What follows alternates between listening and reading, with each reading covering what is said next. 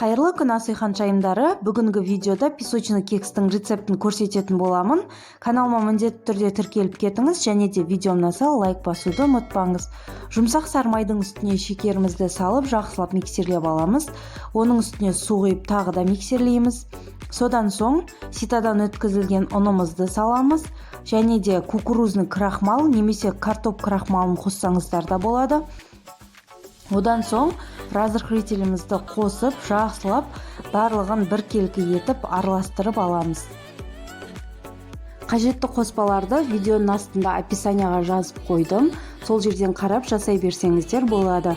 Міне қамырымыз дайын, біркелкі етіп жақсылап араластырып алдық. Енді осының үстіне қалауыңызша мейіз қоссаңыздар болады. Егер де мейізді ұнатпайтын болсаңыз, қосу міндетті емес. Осылай мейізді салып болған соң, оны да жақсылап біркелкі етіп араластырып аламыз.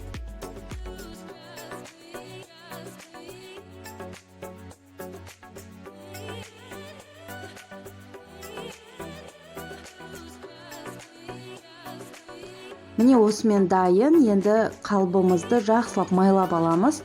Егер де пергамент қағазы болатын болса, майлаудың қажеті жоқ. Пергамент қағазының үстінен сала берсеңіздер болады. Енді кекстің қамырын жақсылап салып, тегістеп аламыз. Мен үстіне шоколадный капля салдым.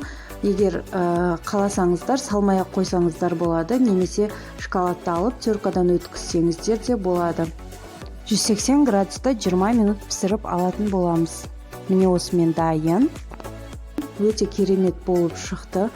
Міндетті түрде жасап көріңіздер. Песочный болып, үгітіліп тұратын кекстің рецепті өте керемет болып шығады.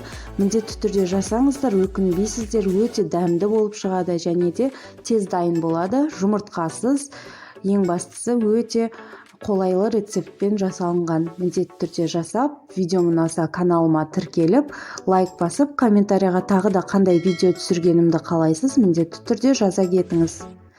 Астарыңыз дәмді болсын.